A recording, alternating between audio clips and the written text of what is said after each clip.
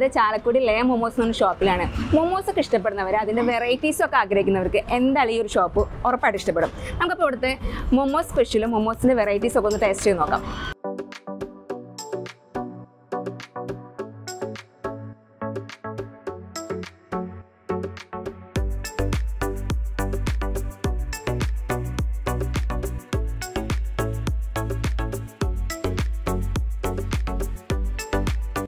മൊമോസിൻ്റെ ഒരുപാട് വെറൈറ്റീസ് നമുക്ക് ഇവിടുന്ന് കിട്ടുന്നുണ്ട്.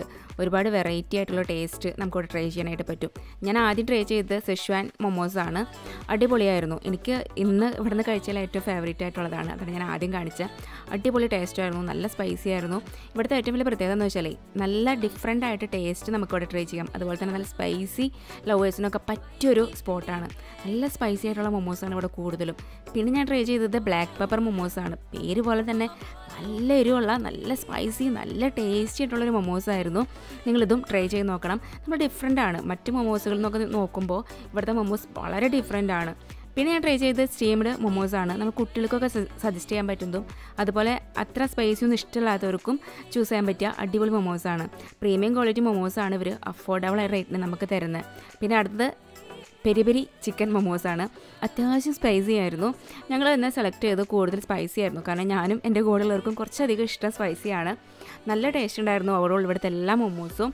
മൊമോസിൽ എത്ര അധികം വെറൈറ്റീസ് കൊണ്ടുവരാൻ പറ്റുന്നത് എനിക്ക് ഇവിടെ വന്നപ്പോഴാട്ടോ മനസ്സിലായത്. ചാലക്കുടിയിലെ മൊമോസിന് മാത്രം സ്പെഷ്യലായിട്ട് വേറൊരു ഷോപ്പ് ഇല്ല എന്നാണ് എനിക്ക് തോന്നുന്നത്. ഇത്രയധികം മൊമോസ് ഒരേ ടൈമിൽ നമ്മൾ ടേസ്റ്റ് ചെയ്യുന്നത് ഫസ്റ്റ് ടൈമാണ്. കഴിച്ചതെല്ലാം ഒന്നിനൊന്ന് മെച്ചമായിരുന്നു. എല്ലാം അടിപൊളിയായിരുന്നു. കിഡു ടേസ്റ്റായിരുന്നു. പിന്നെ ഇവിടുത്തെ മറ്റൊരു സ്പെഷ്യൽ ആയിട്ടാണ് സൂപ്പ്. ഞാൻ ഫസ്റ്റ് ടൈമാണ് കേട്ടോ ഇതുപോലെ മൊമോ സൂപ്പ് കഴിക്കുന്നത്.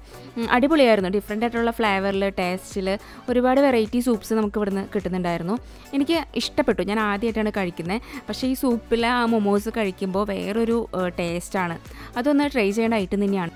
എനിക്ക് മാത്രമല്ല കേട്ടോ, എല്ലാവർക്കും ആ ഒരു സൂപ്പ് ഭയങ്കര ഇഷ്ടമായി.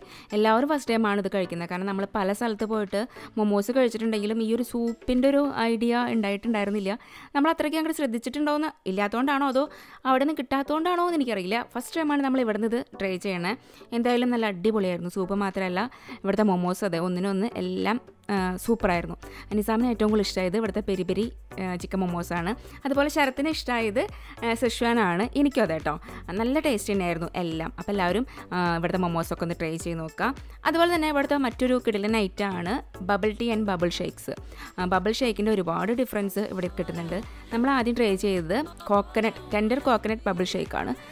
കിഡുമായിരുന്നു. നല്ല ടെൻഡർ ഷേക്കിൻ്റെ കൂടെ കുറച്ച് ബബിൾസൊക്കെ ഇട്ടിട്ട് ഒരു എന്താ പറയുക, ഒരു ഡിഫറെൻറ്റ് ടേസ്റ്റാണ് കേട്ടോ അതിന് വരുന്നത്.